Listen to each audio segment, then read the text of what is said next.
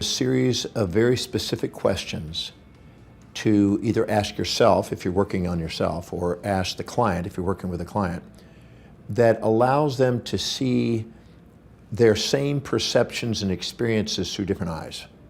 It allows them to find the hidden order in their daily chaos, and it transforms things that they perceive as stressful, that has emotional baggage associated with it, and turns it back into something they can say thank you for. Something they can see that all the events in their life are on the way, not in the way, instructive, not obstructive, and help people become more masters of their destiny instead of victims of their history.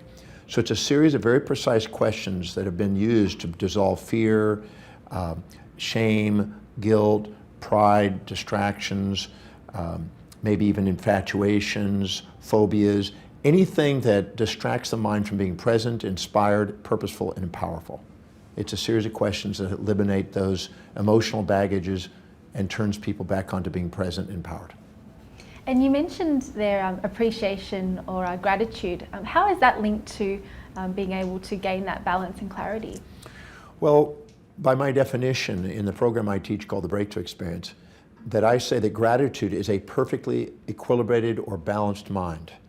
If you're infatuated with somebody and you see more support than challenge and you put them on a pedestal, that person's going to occupy space and time in your mind and you're going to be distracted by them. If you're resentful to somebody and they challenge you more than support your highest values in your perception, they're going to occupy space and time in your mind and you're not going to be present. But if you balance the equation and don't put them on pedestals or don't put them on pits and just put them in your heart, the second you balance your mind, gratitude comes out. And gratitude is the key that opens up the gateway of the heart and allows love to come out. So I always say that when you have a balanced mind, you have a grateful heart. It opens your heart to love. When you have love come out, it window washes the mind, allows you to be inspired, and allows your body to be enthused. When you put gratitude and love of the heart, inspiration of the mind, enthusiasm of the body in place, you're the most productive, most powerful person you can be. And whether it be in business or whether it be in your personal life, you're a more effective person doing what you love when you're in that state. And so with applying the value determination process, because there are always people that we aspire to be like, how can we improve ourselves through applying that? Well, the value determination process is a method that I use in many areas. I use it in education in different parts of the world, government leadership, corporate leadership, whether it be in relationship communication, social leadership, doesn't matter. What happens is every human being lives by a set of priorities, a set of values, things that are most important to least important in their life. Whenever they set goals that are congruent and aligned with their highest values, they become the most powerful and effective people they can be. This is when they're the most grateful, the most resilient. This is when they're most disciplined and most fulfilled in their life. Whenever they're living by lower values and trying to inject the values of others or minimize themselves and live by lower value systems, they procrastinate, hesitate, frustrate, and they become, you might say, victims of their history, not masters of their destiny. So the value determination process is a 13-step questionnaire that I have developed to help people identify what's truly important to them. What does their life demonstrate? Because your life demonstrates what's valuable. And if you ask somebody what's valuable to them, they'll usually give something that's not exactly concise. But by doing this process, it gets concise. And once you set goals that are congruent with that, that's when the magic begins. So you look at how people fill their space, you look at how they spend their time, you look at what they are disciplined about and focused on, you look at where they're most organized, you look at where they spend the most money, you look at what energizes them the most, you look at what they think about, visualize, affirm, and converse with others about most, that is in line with what they're creating in life. It looks at what they're inspired by, what their goals are, and what they love learning. If you look and find the common threads to those questions, it'll narrow down to what you're dedicated to and what you spontaneously can't wait to get up in the morning and do. So the value determination process that I developed is designed to help people get concise and clear on what their mission is and what they're dedicated to. Fantastic. And so in applying these principles, particularly for business owners who aspire to success, what are the key things that you think are key to being able to achieve success? Well, any individual that is setting goals, intentions that are congruent and aligned with the highest values, they have the highest probability of being spontaneously inspired in the morning to get up and do it. So if you have an entrepreneur that's working in a business and they found what is most meaningful to them, they have found the tap dance to work energy that Warren Buffett describes. As Bill Pollack, who owns Drake Corporation, told me, he says, since 1951, since I found out what I love doing, I've never worked a day since. So that is the highest value. Now, in addition to that, an entrepreneur also has to find out what their targeted market's highest values are to make sure that they're providing a service that meets those specific needs.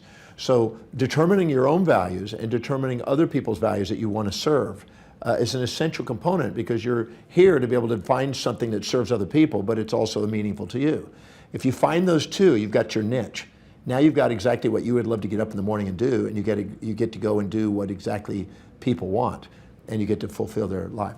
I always say, when you can't wait to get up in the morning and do what you love to do, people can't wait to get your service. So in business, determining the person's values and linking everything that they do in their daily job description towards those values.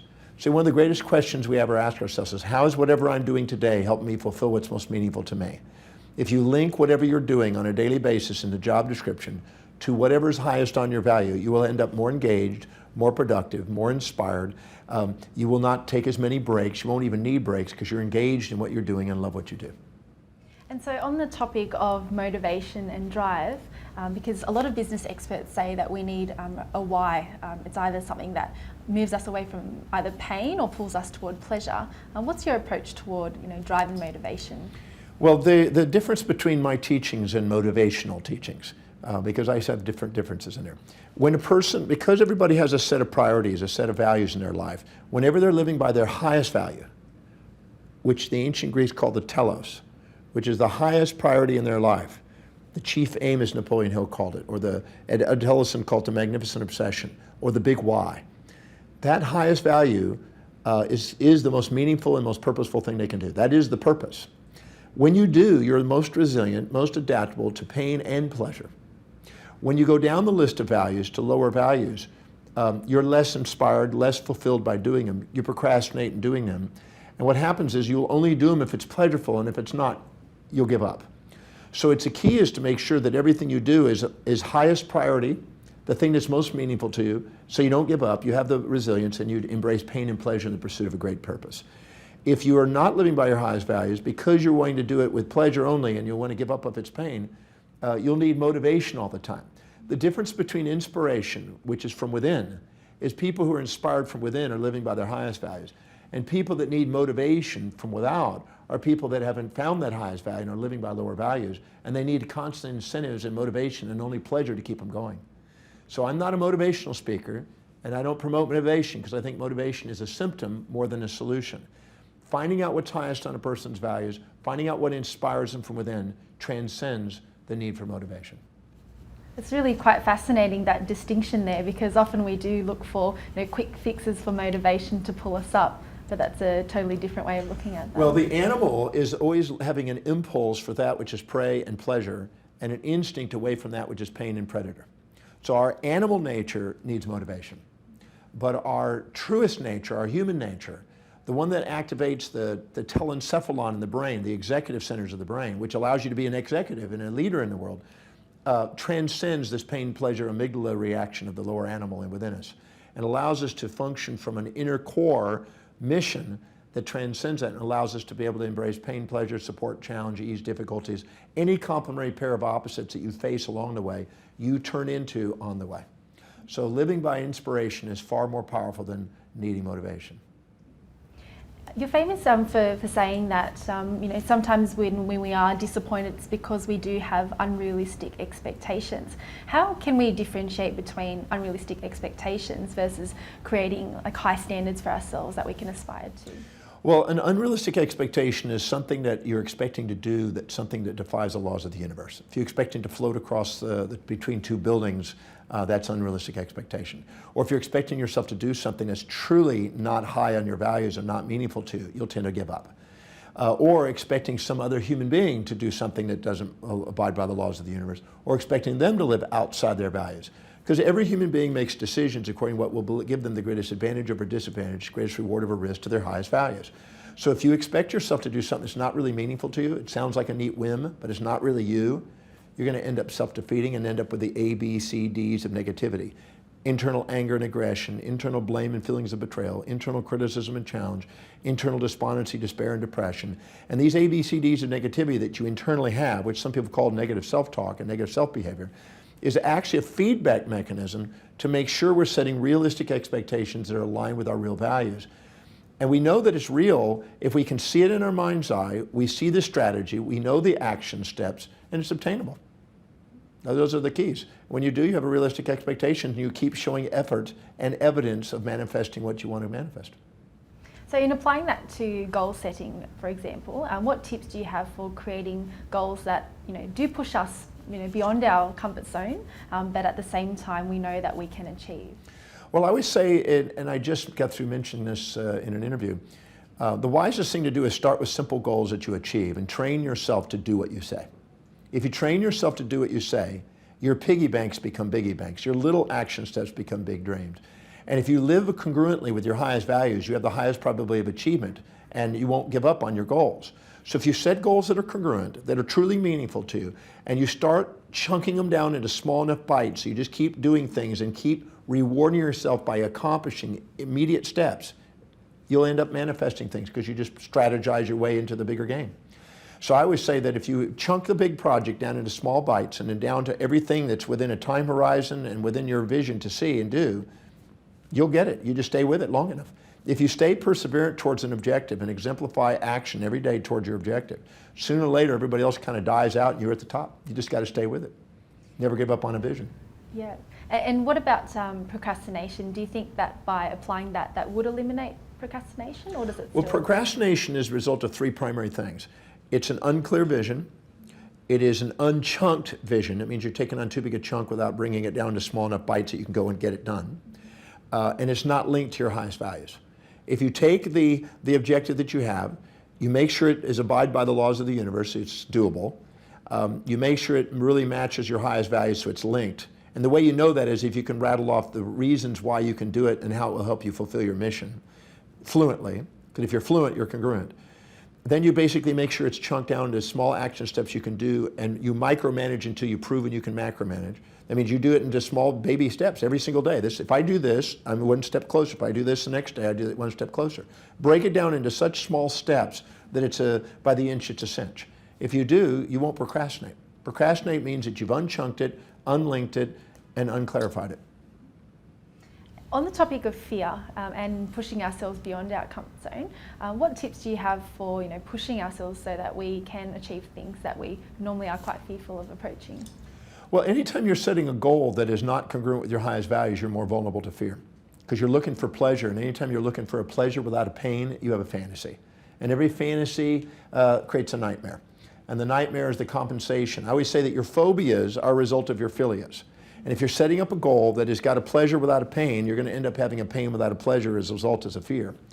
A person who's smart with goals will know, they will go and look at their goal. They'll know that there'll be pain and pleasure in the pursuit of it, because anybody who sets a goal, by the time they get the goal, they thought, God, I didn't know I was going to run into all this.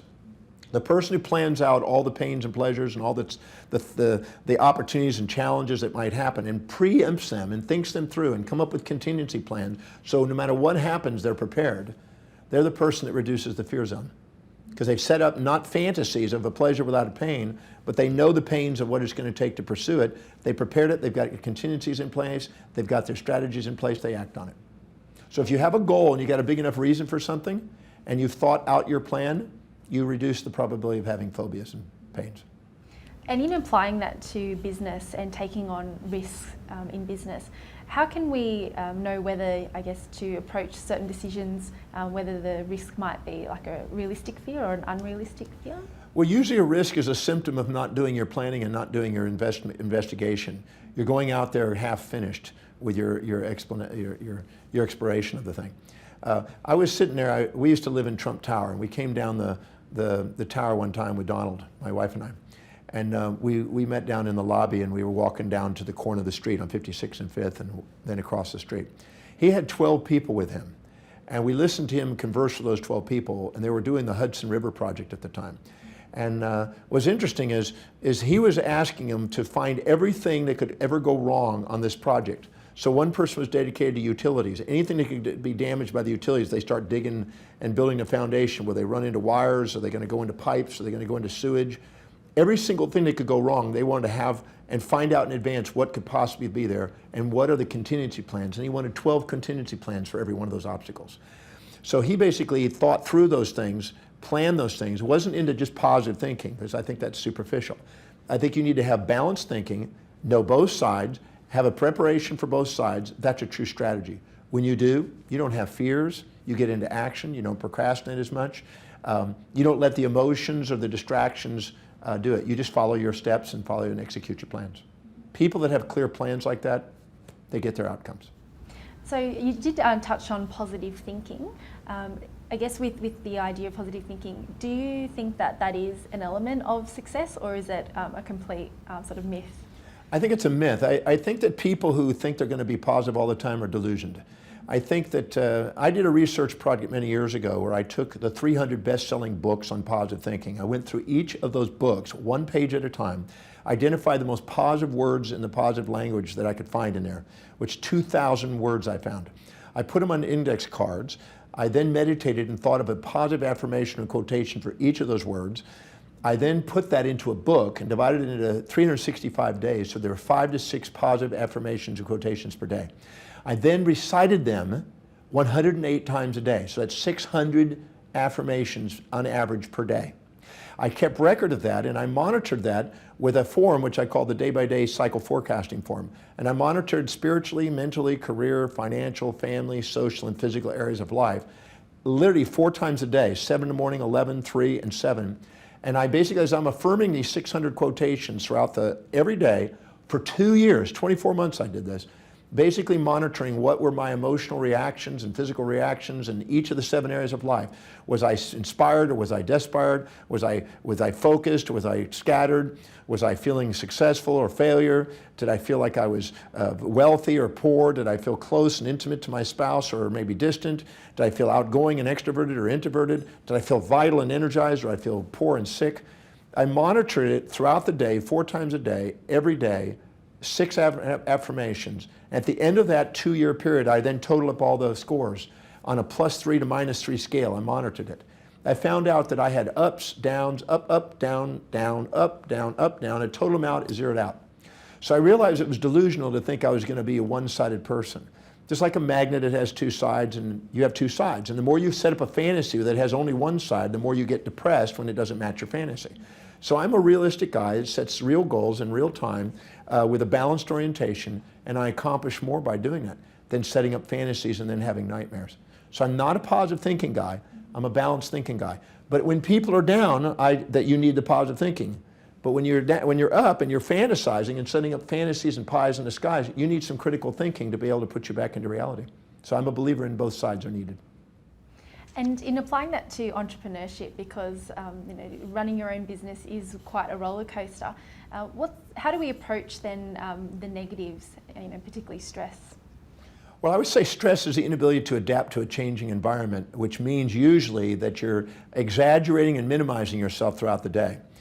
So what I did is I did a number of steps. One of them is at the end of the day, I would stop, and if I had this super high day and really thought I really had done something and really was puffed up and kind of proud, I'd ask, who did I forget to serve today? Who did I not call? What procedure did I not follow?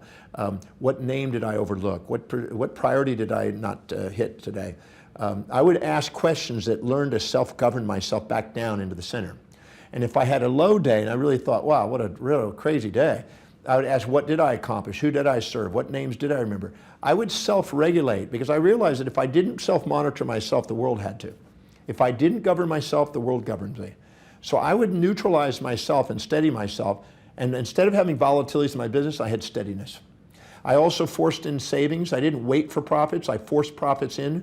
I paid myself first. I built up a big cash reserve, so it decreases the volatility. It increases the client quality that I had. It increases the associations opportunities and alignments to greater opportunities in business.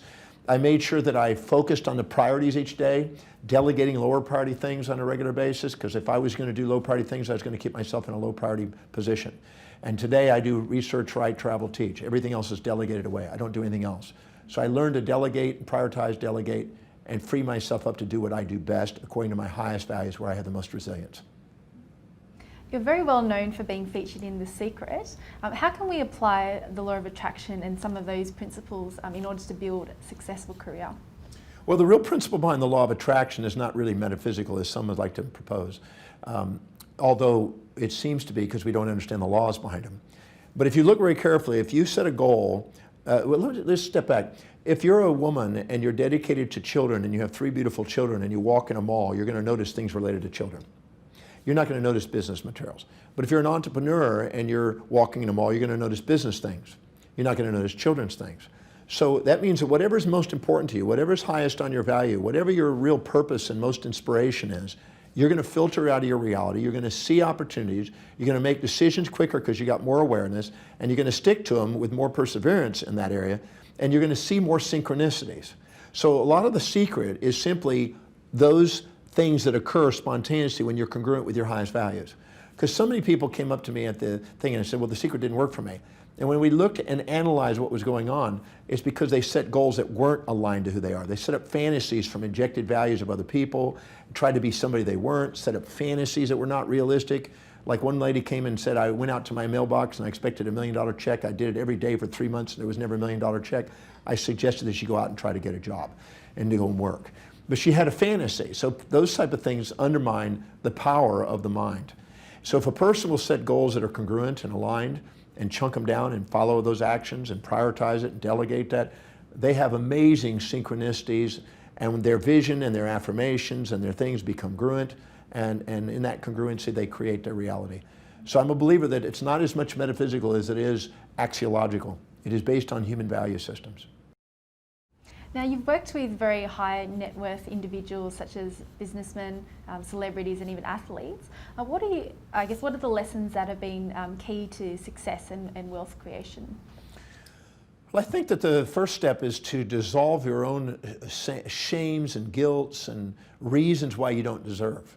Because a lot of people are sitting there beating themselves up. Anytime you set goals that are not aligned with your highest values and you then don't achieve because you give up on them, then you end up beating yourself up and think there's something wrong with you. Well, first of all, you want to find out whatever you've done in your life, how it served you, how it served others, and clear out any shame and guilt. Then you want to sit down and ask, what is it that you're really going to do? Because you're not going to get wealthy unless you're serving people. And if you're not dedicated to serving people, you have a fantasy called wealth. You need to make sure that you really have a value on serving people. You need to have a value on wealth, because if you don't really have a value on wealth, you'll spend it.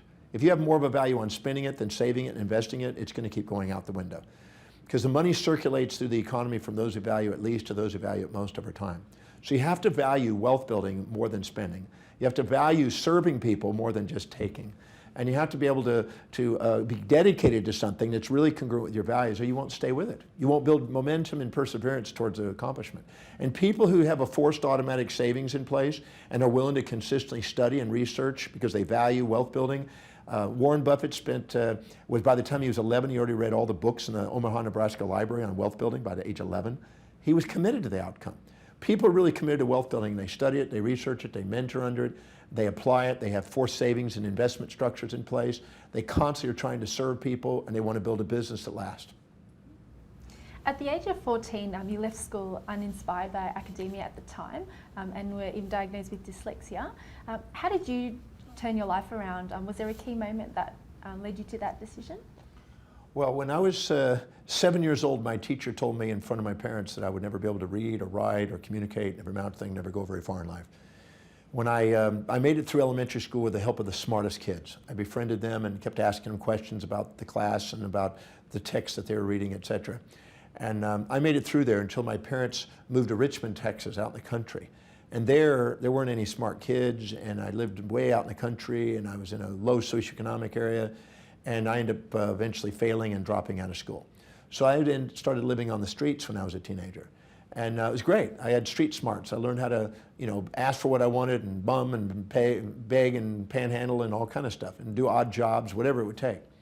And so that was my teenage years. At 17, I found myself by then, first in California, then in Hawaii surfing. And I was living in a tent. And I nearly died for strychnine poisoning. And luckily, a lady found me in a tent and led me to a little health food store, which led me to a little evening class by Paul Bragg. And one night, in 1 hour, one man with one message shifted my life and helped me determine what I wanted to do. At the time, I didn't ever think I could be intelligent. But after listening to this man speak, he made me believe that just maybe someday I could be intelligent. So that night I had a dream to learn how to read, learn how to be smart, learn how to be intelligent, and try to be a teacher. Well, that was the beginning. That was 41 years ago. And that was the turning point. And I eventually started to fast. I started to live differently, eat differently. I went back and got my first book and tried to learn how to read. I eventually started reading dictionaries. I mean, I just changed my life. I used to read literally 18 to 20 hours a day reading dictionaries and encyclopedias to try to catch up with all the other kids.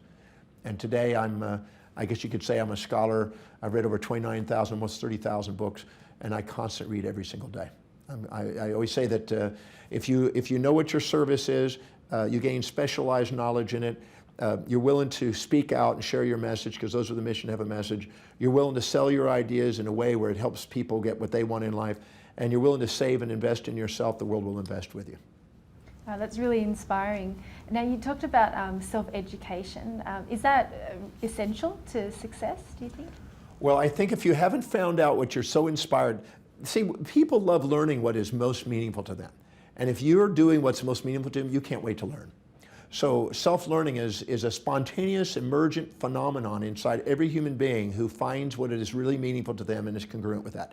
And once they set sail and set goal on that, they become captain of the ship, master of their destiny. They can't wait to get up and learn and read and study. They can't wait to be of service. They can't wait to go out and make a difference, because they're here to do extraordinary things, and when they're congruent, that's what happens.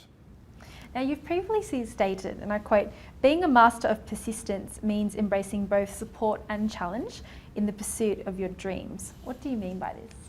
Well, as I said, if you live by your highest values, you're willing to embrace both pain and pleasure in the pursuit. When somebody's doing something that's really, really, really, really, truly meaningful to them, that means so much to them, they won't give up on it. Even if there's challenges, they take it on. Even if there's difficulties, they take it on. Even if there's pains, they keep going. When I was with Nick Lowry, who's a Hall of Famer football kicker in Phoenix, Arizona not too long ago, he's one of the greatest football guys ever in the world. I mean, he's the greatest kicker ever lived. And he had broken bones and damaged knees and this and that. Nothing stopped him. His mission was to be the greatest football player. So when somebody's inspired by a vision and they're inspired by what they want to accomplish, and they know their service and they know what their mission is, they embrace pain and pleasure in pursuit of it. Support and challenge, ease and difficulty, all complementary opposite pairs that we face in life, nice, mean, kind, cruel, hero, villain, whatever pair of opposites there are, we embrace them both and we live by our highest value. But the second we go down to lower values, we only want one side. And people that want one side end up bipolar. Bipolar is a byproduct, bipolar condition is a byproduct of the search for one side, monopolar expectations. As long as you're looking for a one-sided world, always positive, always sweet, always positive, always kind, always nice, always sweet, that's delusional. I don't support that kind of illusion, because no one ever has that. People live in a fantasy. The fastest way to be depressed is look for only one side. The fastest way to fail is to look for only one side. Embrace both sides of life, and you'll be prepared for the real challenges that you face to do incredible things in the world. The people that do the most extraordinary things embrace both sides. And talking about both sides, the polar opposites, should we choose like a small handful of values that we aspire to become on one end? Is there too many that we end up spreading ourselves too thin? Well, you have a natural set of values already, automatically. Even babies, when they're born, already have a set of values. They're already drawn to certain things and are repelled from certain things. So it's not that you need to select them necessarily, but you already have them. Now, there's only two ways to having fulfillment. Either you set goals that match the highest values, or you change the values to match the goals you say. So if I go and I stand in front of thousands of people and I ask, how many of you want to be financial independent? Everybody puts their hand up. But when I ask how many are, most everybody puts their hand down. 1% or less actually make financial independence. But 100% of the hands go up. So that means 99% of the people are living in a delusion. And if you ask them what are they going to do if I gave them $10 million, what would they do with their life? I guarantee you 2 to 8 million, I've done it thousands of times, 2 to 8 million of that will be spent in less than a minute. If you ask them what would they do if they had $10 million, they'd write down all the things. They'd buy that car, they'd buy that trip, they'd buy this. And it was all consumers, all depreciables, all devaluing. As long as they spend their money on depreciables and consumables, they really don't have a real desire for building wealth. They have to invest it and buy things that appreciate value if they want to be wealthy. And people who don't have those values aren't going to get there. So you either have to shift the values and stair step the values up and have a higher value on wealth building if you want that, or you're setting yourself up for the ABCDs of negativity, expecting yourself to get something that's not going to happen. What is your definition of confidence and applying confidence for success? Well, anytime you set a goal that's going to be congruent, aligned with your highest values, you're going to have certainty. You're going to get confidence because you're not going to give up on it. You'll get your job done. You have the highest probability of achievement, and you have the greatest certainty. Anytime you set a goal that's lower on your values, you're going to have the highest probability of not achieving it. Your uncertainty is going to be there. You're not going to have confidence. You're going to set up whims to compensate for the unfulfillment, and you end up setting yourself up for nightmares. So the key is identifying what's truly important to you, prioritizing your life, sticking to the ABCs, not going to the XYZs, delegating those, and getting on with what's truly most meaningful to you. There have been certain individuals that have been known to defy human physics, like, for example, not eating or drinking for 70 years. Is that because they have that self-belief and are so committed to achieving something? Well, first of all, the great number of the people that have been supposedly doing that were found to be frauds. So I want to make sure that that's not over-exaggerated, because very few people have gone long periods of time. I've gone 35 days without food, with just drinking water. I know that's doable. But people have done 40 days and 60 days and things like this. 70 years, the one gentleman that they found, it was an Indian gentleman that they thought had done 70 days, was found to have a recycling of his cerebral spinal fluid to the top of his palate and through into his nostrils. Was recycling cerebral fluid and was getting fluid in. So we sometimes have to make sure that it's real and legit, because there's lots of stories out there on breatharians and people that do all kinds of things. But you actually have to put them under supervision and put them under scrutiny to find out if they're true. A great number of them are not true. The few that have gone long periods of time, it's not just because of discipline, it's because they've brought their metabolic rates down to such low levels that they do not require a tremendous amount of food concentration. They've somehow recycled whatever they are consuming, and they're basically in a mindset that's transcendent and moderating their whole metabolic physiology. Usually they're going to be yogis that know how to regulate their physiology. But I don't know of anybody that's successfully and been proven to go 70 years. Nobody's done a study on somebody that long. I think the longest one is much shorter than that. It was done here in Sydney, Australia, actually. So in achieving success, because I guess being an entrepreneur or a business owner does require an unconventional lifestyle, do you think that we can defy traditional sort of physics in that sense with the power of the mind? I don't think we defy any laws of physics with the mind. I think what we do is we have learned more and more over the years about how the mind works and the physics of it. So I don't think there's any defiance of any physics laws. I think what it is that we just are learning more about how it works. I mean, just recently they found out that there's molecules that are basically a pheromonic that are basically released from the cells in the skin. They go out and release and are actually able to influence a group of people. So that means that you can actually sense through molecules what emotion somebody else is having. Now, they didn't know that occurred until recently.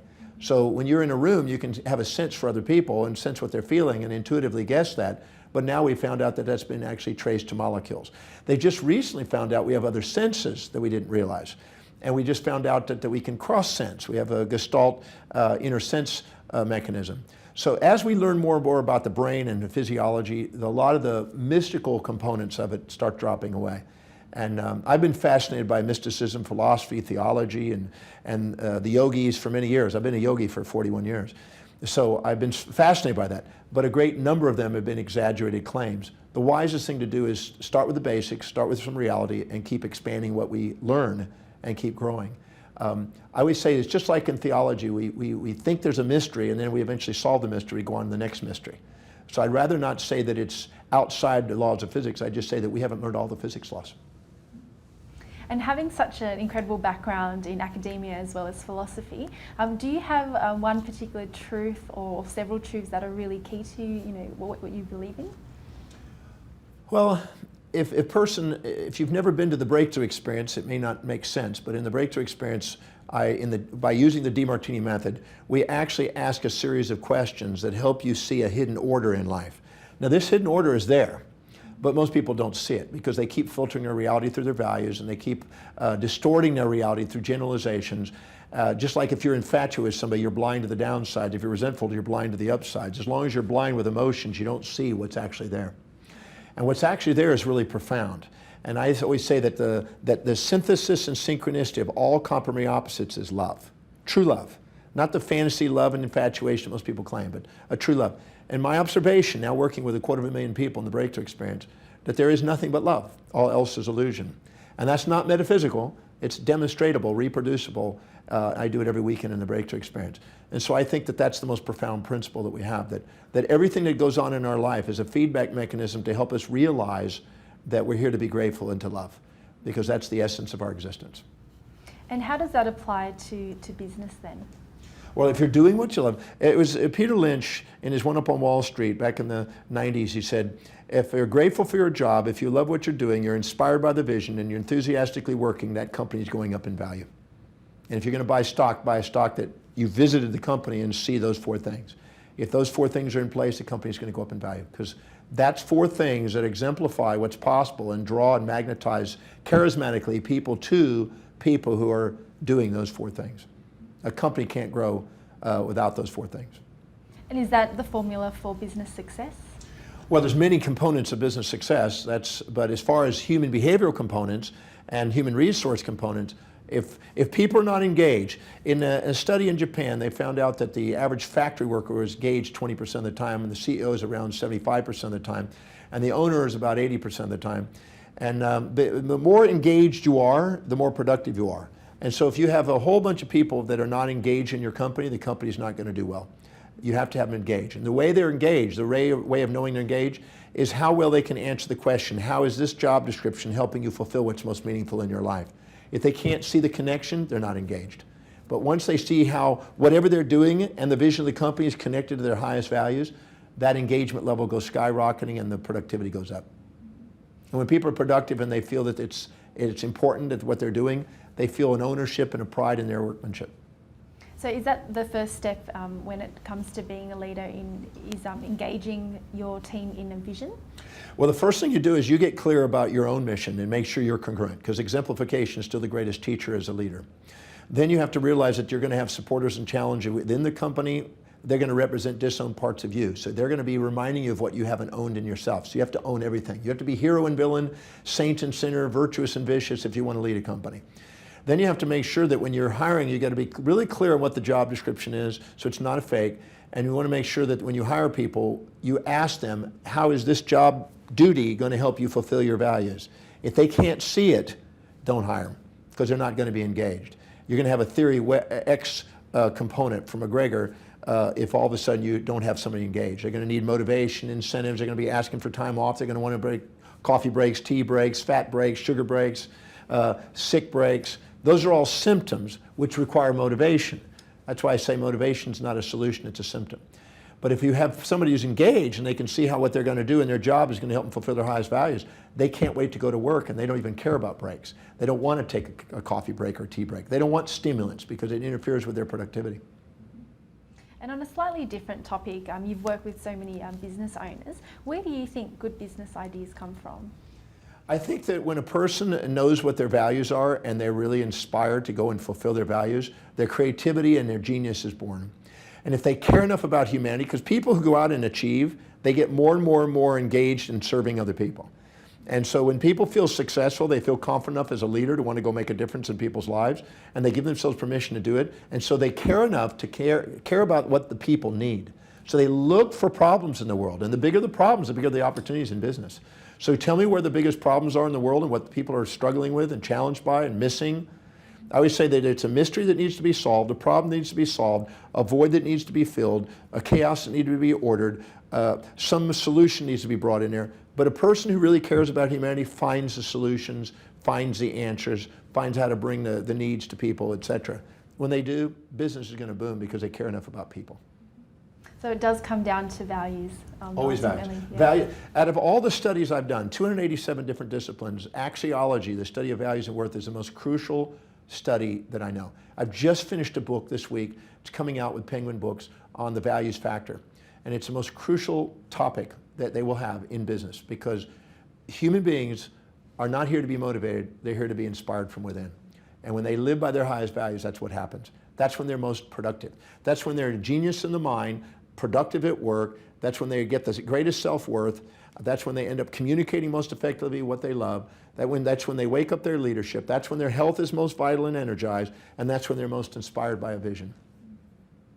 Now, that's really incredible, because I guess many people are always struggling with that chase of, chasing a dream and, fighting with procrastination and all of those other elements. But if they can just align Look, themselves. if a person's procrastinating about what they say they want to do, and they think it's, anytime you say something is important and you need to be reminded to do it, it's not it. You haven't found it. I see this every day in my programs. People come to me and says, I keep procrastinating, I keep doing it. For probably a decade, I asked audiences to write down the #1 question they had, just out of curiosity. The #1 question is, how do I stay focused? I must have asked 1 million people that. That was the #1 question, how to stay focused. Which means that most people are subordinating to other people, comparing their lives to other people, trying to live other people's lives, instead of living authentically according to their highest values inside. The moment you do, you don't need motivation, you don't procrastinate, you get on with what's priority. But when you expect yourself to live outside your values, you're going to procrastinate. When you expect yourself to be somebody you're not. Emerson said, envy is ignorance and imitation is suicide. You don't want to be trying to be somebody you're not, you want to be yourself. Most powerful you'll ever be is you. I always say that there's no fantasy out there that will compete with the real you. Do you believe that there is a real you, or do you have that power to create that? Well, you can change your values. Your highest value is your identity. If you're dedicated to raising 3 beautiful children and you're your mother, that's who you are. That's your identity. But if all of a sudden your children were killed for some accident and you had your husband leave you or die in that accident, and you now had to go and create a business, your values would shift. Now you became a businesswoman. So your values will shift throughout your life, and your values will determine your destiny. So your identity will be your highest value at all times. So yeah, you can change your identity. I was a baseball player up until I was about 12 to 13. Then things changed and I became a surfer until age 17, 18. And I faded out of that into a scholar, and I've been now teaching for 41 years. And who knows what it'll be after this, but most likely this is what I'll do to the end. And so just one last question. What are your values, and what's your purpose? I research every day, I write every day, I travel every day, I teach every day. I'm a teacher. I can't wait to get up in the morning and do that. I do 350 to 400 speeches, 426 speeches one year. I do about 1,000 interviews a year. This is what I love doing. Most people look at my schedule, they go nuts. They go, how does a human being do that? But when you're doing something you love to do, you just do it. It's what you love doing. So I'm a teacher. Well, thank you so much, Dr. DeMartini. It's an honor to be able to speak with you. No, thank you for the great questions.